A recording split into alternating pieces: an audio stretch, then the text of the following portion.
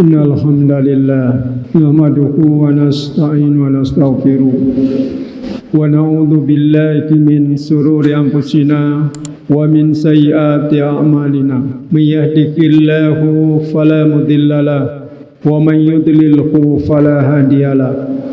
Asyhadu an la ilaha illallah wahdahu la syarikalah wa asyhadu anna Muhammadan abduhu wa rasuluhu la nabiyya ba'da. Allahumma salli wa sallim wa barik ala nabiyyina Muhammadin wa ala alihi wa ashabihi ajmain. Amma ba'd. Qala Allah ta'ala fil Qur'anil Karim. A'udzu billahi minasy syaithanir rajim. Ya ayyuhalladzina amanu taqullaha haqqa tuqatih wa la tamutunna illa wa antum muslimun. Sidang muslimin, jemaah Jumat yang dirahmati oleh Allah Subhanahu wa taala. Ada satu kekuatan di dalam diri kita. Kekuatan ini, ma'asyiral muslimin rahimakumullah, yang bisa mencampakkan, bahkan bisa membinasakan diri kita, baik pada kehidupan di dunia, terlebih-lebih membinasakan kehidupan kita nanti di akhirat. Kekuatan itu adalah kekuatan hawa nafsu. Hawa nafsu, ma'asyiral muslimin rahimakumullah, senantiasa mengajak pemiliknya, mengajak kepada kita semua untuk senantiasa melakukan keburukan. Inna nafsa la'ammaratun bisu. Sesungguhnya hawa nafsu itu senantiasa mengajak kepada kejelekan atau keburukan. Ma'asyiral muslimin rahimani rahimakumullah. Oleh karena itu, di dalam kehidupan kita harus bisa membentengi dan menjaga diri kita dari perbuatan-perbuatan dosa dan kesalahan, dari perbuatan dosa dan perbuatan maksiat. Seorang ulama besar di dalam kitabnya Ad-Da' wa Dawa, beliau adalah Ibnu Qayyim.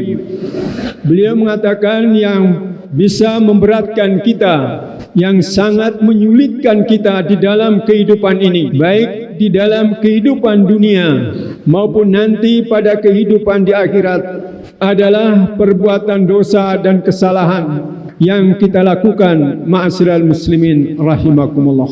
Oleh karena itu, di dalam Islam, ketika kita telah melakukan perbuatan dosa dan maksiat yang mendatangkan kemurkaan dan kemarahan Allah Subhanahu wa taala, kita diberikan oleh Allah Jalla Jalaluh satu sarana untuk kita senantiasa beristighfar, senantiasa bertobat, agar kita kembali kepada Allah Subhanahu wa taala.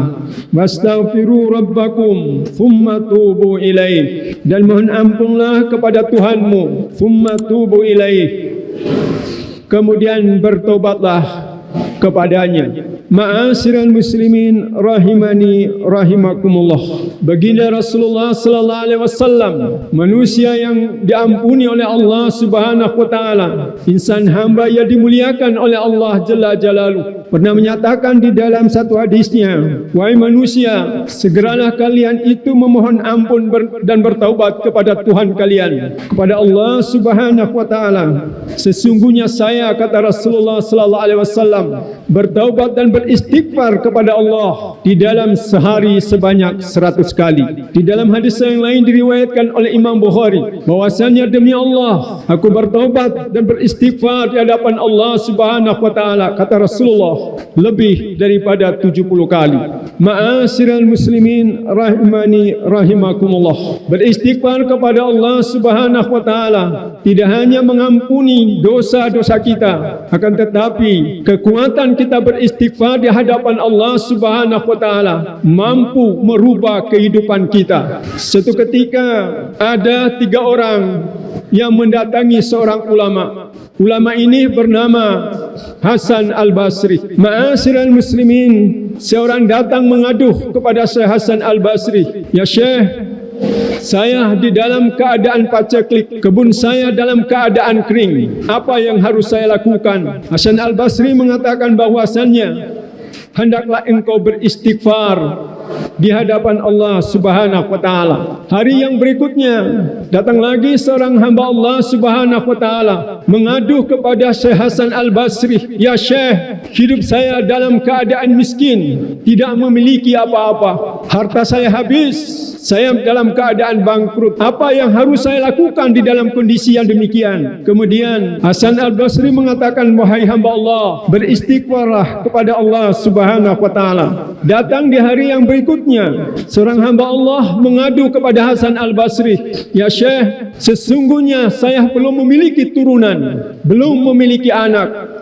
Sudah lama saya menikah, tapi belum dikaruniai oleh Allah Subhanahu wa taala seorang anak atau seorang keturunan." Maka lagi-lagi Hasan Al-Basri mengatakan, "Wahai hamba Allah, beristighfarlah di hadapan Allah Subhanahu wa taala." Kemudian pelayan si Hasan Al-Basri, seorang syekh besar ini, mengatakan, "Wahai Syekh, ada 3 orang yang mengadu kepada Anda dengan masalah yang berbeda-beda, tapi jawabanmu tetap sama, yakni beristighfarlah di hadapan Allah Subhanahu wa taala." Kemudian Syekh Al-Basri mengatakan, "Apa yang saya lakukan itu, apa yang saya katakan itu semata-mata adalah firman Allah Subhanahu wa taala, faqultu astaghfiru rabbakum innahu kana ghaffara yursilu sama alaikum midraran wa yumdidukum bi amwalin wa banin wa ja'al lakum jannatin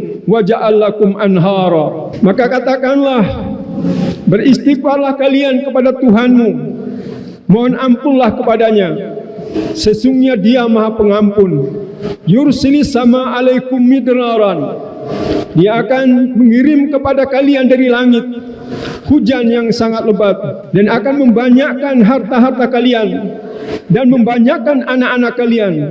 Wa ja'alakum jannatin wa ja'alakum anhara, Dia akan mengadakan untuk kalian kebun-kebun dan mengadakan untuk kalian itu sungai-sungai. Ma'asyiral muslimin, agar kita senantiasa beristighfar dengan dosa-dosa yang kita lakukan, kesalahan-kesalahan yang kita perbuat. Barakallahu li wa lakum fil Qur'anil azim wa nafa'ani wa iyyakum bima fi minal ayati wa dzikril hakim. Aqulu qawli hadza fastaghfir innahu huwal ghafurur rahim. Alhamdulillahilladzi an'amana bi ni'matil iman wal islam.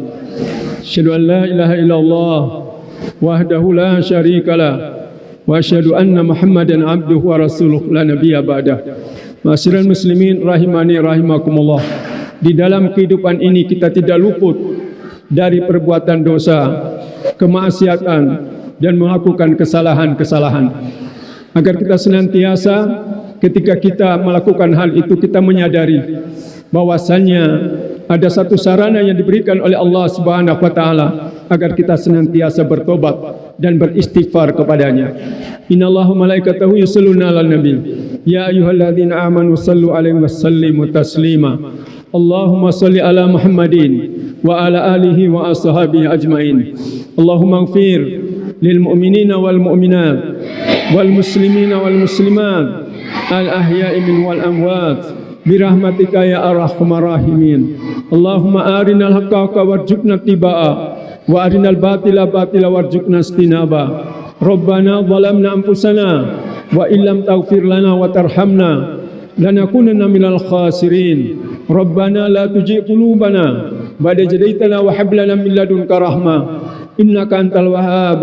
Rabbana atina fid dunya hasanah wa fil akhirati hasanatan wa qina adzabannar. Subhana rabbika rabbil izzati amma yasifun wassalamun alal mursalin walhamdulillahi rabbil alamin. Aqimis salat.